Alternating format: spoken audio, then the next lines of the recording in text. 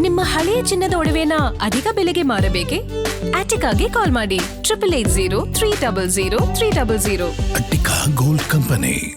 ಮತ್ತೆ power centre ಆದಂತ DK Shivakumar ಅವರ ನಿವಾಸ. ಡಿಕೆ ಶಿವಕುಮಾರ್ ನಿವಾಸಕ್ಕೆ ಶಾಸಕ ಪ್ರಿಯಾಂಕ್ ಖರ್ಗೆ, ಕೆಎಚ್ ಮುನಿಯಪ್ಪ ಸೇರಿದಂತೆ ಸಂತೋಷ್ ಲಾಡ್, ಮಧು ಬಂಗಾರಪ್ಪ, ಜೆಡಿಎಸ್ ಶಾಸಕ ಕೃಷ್ಣಪ್ಪ ಇವರೆಲ್ಲರೂ ಕೂಡ ಆಗಮನ ಆಗಿರೋದು.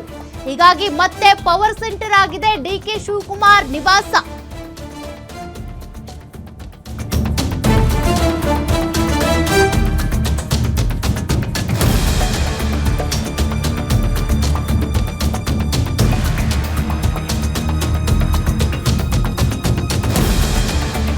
ಸದಾಶಿವನಗರದ ಡಿಕೆ ಶಿವಕುಮಾರ್ ಅವರ ನಿವಾಸಕ್ಕೆ ಆಗಮಿಸ್ತಾ ಇರುವಂತಹ ಶಾಸಕರ ಸಂಖ್ಯೆ ಹೆಚ್ಚಾಗ್ತಾನೆ ಇದೆ. ಡಿಕೆ ಶಿವಕುಮಾರ್ಗೆ ಶುಭ ಕೋರಿ ಅದ್ರ ಜೊತೆಗೆ ಸಚಿವ ಸ್ಥಾನಕ್ಕೂ ಲಾಬಿ ನಡೆಸ್ತಾ ಇದ್ದಾರೆ ನಾಯಕರು. ಈ ಮೂಲಕ ತಮ್ಮ ಸಚಿವ ಸ್ಥಾನದ ಇಂಗಿತವನ್ನ ವ್ಯಕ್ತಪಡಿಸ್ತಾ ಇರೋದು. ಒಂದ್ ಕಡೆ ಡಿಕೆ ಶಿವಕುಮಾರ್ ಅವರು ಈಗಾಗಲೇ ಸಿಎಲ್ಪಿ ನಾಯಕನಾಗಿ ಆಯ್ಕೆ ಆಗಿರೋದ್ರಿಂದ ಅವ್ರಿಗೆ ವಿಷಯ ತಿಳಿಸ್ದಂಗೂ ಆಗ್ಬೇಕು, ಅದ್ರ ಜೊತೆಗೆ ತಮ್ಮ ಸ್ಥಾನವನ್ನ ಭದ್ರಪಡಿಸಿಕೊಳ್ಳುವಂತ ಕೆಲಸನೂ ಆಗ್ಬೇಕು. ಹೀಗಾಗಿ ಕೆಎಚ್ ಮುನಿಯಪ್ಪ, ಸಂತೋಷ್ ಲಾಡ್, ಪ್ರಿಯಾಂಕ್ ಖರ್ಗೆ, ಕೃಷ್ಣಪ್ಪ ಸೇರಿದಂತೆ ಅನೇಕರು ಈಗ ಡಿಕೆ ಶಿವಕುಮಾರ್ ಅವರ ನಿವಾಸದತ್ತ ದೌಡಾಯಿಸ್ತಾ ಇರೋದು. ಅದರಲ್ಲಿ ಮಧು ಬಂಗಾರಪ್ಪ ಅವರು ಕೂಡ ಹೊರತಲ್ಲ. ಅನೇಕರು ಈಗಾಗಲೇ ಡಿಕೆ ಶಿವಕುಮಾರ್ ಅವರ ನಿವಾಸಕ್ಕೆ ಭೇಟಿ ನೀಡಿ ಅವರಿಗೆ ಶುಭ ಹಾರೈಸಿ ಅದರ ಜೊತೆಗೆ ತಮ್ಮ ಇಂಗಿತವನ್ನ ವ್ಯಕ್ತಪಡಿಸಿ ಬರ್ತಿರೋದು. ಡಿಕೆ ಶಿವಕುಮಾರ್ ಅವರ ನಿವಾಸದ ಸುತ್ತಮುತ್ತ ಒಂದ್ ಕಡೆ ಭದ್ರತೆ, ಮತ್ತೊಂದ್ ಕಡೆ ಅನೇಕ ಶಾಸಕರು ಈಗ ಲಾಬಿ ನಡೆಸಿದ್ದಾರೆ. ಹೊಸ ಸಂಪುಟ ರಚನೆಗೆ ಡಿಕೆ ಶಿವಕುಮಾರ್ ಈಗ ಭಾರಿ ಕಸರತ್ತು ಮಾಡ್ತಿದ್ದಾರೆ. ಯಾವ ರೀತಿ ಸಂಪುಟ ರಚನೆ ಮಾಡಬೇಕು ಅನ್ನೋದೇ ಪ್ರಶ್ನೆ. ನಾಳೆ ಬೆಳಗ್ಗೆ ದೆಹಲಿಗೆ ಡಿಕೆ ಶಿವಕುಮಾರ್ ಪ್ರಯಾಣ ಬೆಳೆಸಲಿದ್ದಾರೆ ಅನ್ನುವಂತ ಮಾಹಿತಿ. ಹೈಕಮಾಂಡ್ ನಾಯಕರ ಭೇಟಿ ಮಾಡಿ ಧನ್ಯವಾದ ಹೇಳಲಿದ್ದಾರೆ ಡಿಕೆ ಶಿವಕುಮಾರ್. ಕಾರಣ ಸಿಎಂ ಸ್ಥಾನ ಸಿಗ್ತಾ ಇರೋದ್ರಿಂದ.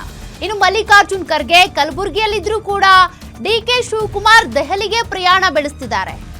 ರಾಹುಲ್ ಗಾಂಧಿ, ಪ್ರಿಯಾಂಕ್ ಖರ್ಗೆ, ವೇಣುಗೋಪಾಲ್ ಭೇಟಿ ಮಾಡಲಿರುವಂತ ಡಿಕೆ ಶಿವಕುಮಾರ್ ರಾಹುಲ್ ಗಾಂಧಿ ಮತ್ತು ವರಿಷ್ಠರನ್ನ ಭೇಟಿ ಆಗೋದಕ್ಕೆ ಅಂತ ಹೊರಟಿದ್ದಾರೆ ಡಿಕೆ ಶಿವಕುಮಾರ್. ಖರ್ಗೆ ಅವರು ಬೆಂಗಳೂರಿನಲ್ಲೇ ಇದ್ದಾರೆ, ಅಂದ್ರೆ ಕಲಬುರಗಿಲಿದ್ದಾರೆ. ಹಂಗಿದ್ರು ಕೂಡ ಅವ್ರು ಹೋಗ್ತಾ ಇರೋದು ವರಿಷ್ಠರನ್ನ, ಅಂದ್ರೆ ಒಂದ್ ಕಡೆ ಪ್ರಿಯಾಂಕಾ ಗಾಂಧಿ, ಮತ್ತೊಂದ್ ಕಡೆ ರಾಹುಲ್ ಗಾಂಧಿ, ಈ ವರಿಷ್ಠರನ್ನ ಭೇಟಿ ಆಗೋದಕ್ಕೆ ಅಂತ ಒಂದು ಥ್ಯಾಂಕ್ಸ್ ಹೇಳ್ತಾರೆ, ಕೃತಜ್ಞತೆ ಸಲ್ಲಿಸ್ತಾರೆ. ಕಾರಣ ಕೊಟ್ಟ ಮಾತನ್ನ ಉಳಿಸ್ಕೊಂಡಿದ್ದೀರಿ ಅಂತ. ಅದರಲ್ಲೂ ಕೂಡ ಕಾಂಗ್ರೆಸ್ನ ಅಧಿನಾಯಕಿ ಸೋನಿಯಾ ಗಾಂಧಿ ಅವರು ಡಿಕೆ ಶಿವಕುಮಾರ್ ಅವರಿಗೆ ಕೊಟ್ಟಂತ ಮಾತನ್ನ ಇಲ್ಲಿ ಉಳಿಸ್ಕೊಂಡಿದ್ದಾರೆ. ಒಂದು ದಿನ ಹೇಳಿದ್ರು, ನೀವು ಕೆಪಿಸಿಸಿ ಅಧ್ಯಕ್ಷರಾಗಿ ಪಕ್ಷ ಸಂಘಟನೆ ಮಾಡಿ ತದನಂತರ ಮುಂದಿನ ದಿನಗಳಲ್ಲಿ ಸಿಎಂ ಮಾಡ್ತೀವಿ ಅಂತ. ಆ ಮಾತು ಉಳಿಸ್ಕೊಂಡಿದ್ದಾರೆ. ಮತ್ತಷ್ಟು ಡೀಟೇಲ್ಸ್ ಕೊಡ್ತಾರೆ ಪ್ರತಿನಿಧಿ ದುರ್ಗೇಶ್. ಒಂದ್ ಕಡೆ ಎಐಸಿಸಿ ಅಧ್ಯಕ್ಷ ಮಲ್ಲಿಕಾರ್ಜುನ್ ಖರ್ಗೆ ಕಲಬುರಗಿಲೇ ಇದ್ದಾರೆ, ಆದ್ರೂ ಕೂಡ ಡಿಕೆ ಶಿವಕುಮಾರ್ ದೆಹಲಿ ಪ್ರಯಾಣ ಬೆಳೆಸ್ತಿದ್ದಾರೆ. ಯಾತಕ್ಕಾಗಿ? ಬರೀ ಧನ್ಯವಾದ ತಿಳಿಸೋಕ ಅಥವಾ ಸಚಿವ ಸಂಪುಟ, ಡಿಸಿಎಂ, ಕೆಪಿಸಿಸಿ ಸಾರಥಿ ಈ ವಿಚಾರಗಳ ಬಗ್ಗೆ ಚರ್ಚೆ ಮಾಡೋದಕ್ಕ? ಡಿಸಿಎಂ ಡಿಕೆ ಶಿವಕುಮಾರ್ ಅವರು ಸಿಎಂ ಆಗ್ತಿದ್ದಾರೆ. ಅವರ ಒಂದು ನೂತನ ಸಚಿವ ಸಂಪುಟ ಯಾವ ರೀತಿ ಇರಬೇಕು ಅನ್ನುವಂಥದ್ದು ಚರ್ಚೆ ಆಗ್ತಾ ಇದೆ. ಈ ನಿಟ್ಟಿನಲ್ಲಿ ಒಂದಿಷ್ಟು ಶಾಸಕರು ಕೂಡ ಲಾಬಿಯನ್ನ ನಡೆಸ್ತಾ ಇರುವಂತದ್ದು.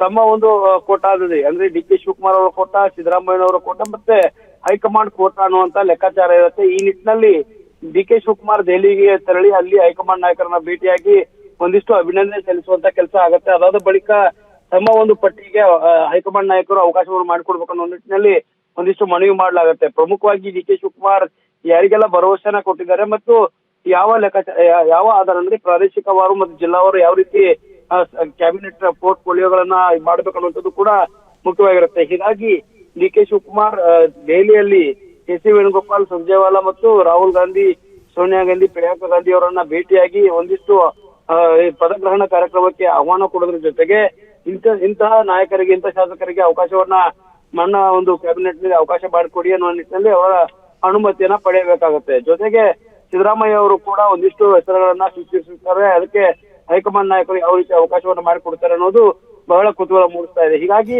ಡಿ.ಕೆ. ಶಿವಕುಮಾರ್ ಅವರು ದೆಹಲಿ ಪ್ರವಾಸವನ್ನ ಕೈಗೊಂಡ ಬಳಿಕ ಅಲ್ಲಿ ಒಂದು ಪಟ್ಟಿ ಫೈನಲ್ ಆದ ಬಳಿಕ ಇಲ್ಲಿ ಲೋಕಭವನಕ್ಕೆ ತೆರಳಿ ಏನು ಕಾರ್ಯಕ್ರಮ ಇದೆ, ಗಾಜಿನ ಮನೆಯಲ್ಲಿ ಸಿಎಂ ಆಗಿ ಪದಗ್ರಹಣ ಮಾಡುವಂತ ಕಾರ್ಯಕ್ರಮ ಇದೆ. ಅದರ ಜೊತೆಗೆ 9 ಜನ ಡಿ.ಕೆ. ಶಿವಕುಮಾರ್ ಅವರ ಜೊತೆಗೆ 9 ಜನ ಶಾಸಕರು ಸಚಿವರಾಗಿ ಆಯ್ಕೆ ಆಗುವಂತದ್ದು. ಹೀಗಾಗಿ ಇದೆಲ್ಲದಕ್ಕೂ ಕೂಡ ಅನುಮತಿ ಪಡೆದುಕೊಂಡು ಬರೋದೊಂದ್ ಕಡೆ ಆದ್ರೆ ಸಿಎಂ ಆಗಿ ಮಾಡಿರೋದಕ್ಕೆ ಅಭಿನಂದನೆ ಸಲ್ಲಿಸೋದು ಕೂಡ ಬಹಳ ಮುಖ್ಯ ಆಗುತ್ತೆ. ಯಾಕಂದ್ರೆ ಹೈಕಮಾಂಡ್ ನಾಯಕರ ಒಂದು ಸಹಕಾರದಿಂದಲೇ ಈ ಒಂದು ಮತ್ತು ಸಿಎಂ ಆಗ್ತಿರುವಂತದ್ದು. ಜೊತೆಗೆ ಒಂದಿಷ್ಟು ಕೊಟ್ಟ ಮಾತುಗಳನ್ನ ಭರವಸೆ ಈಡೇರಿಸುವಂತ ಕೆಲಸ ನಿಂತವರು ಕೂಡ ಒಂದಿಷ್ಟು ಹೈಕಮಾಂಡ್ ನಾಯಕರು ನಿರ್ಧಾರ ಮಾಡಿದ್ರು. ಹೀಗಾಗಿ ಎಲ್ಲದಕ್ಕೂ ಕೂಡ ಒಂದಿಷ್ಟು ಅಭಿನಂದನೆ ಸಲ್ಲಿಸಿ ಧನ್ಯವಾದ ಸಲ್ಲಿಸಿ ಸಚಿವರ ಪಟ್ಟಿ ಪ್ರಕರಣ ಮಾಡ್ಕೊಂಡು ಬರೋದಕ್ಕೆ ಹೋಗ್ತಿರುವಂತದ್ದು. ಥ್ಯಾಂಕ್ ಯು ದುರ್ಗೇಶ್ ಮಾಹಿತಿಗೆ.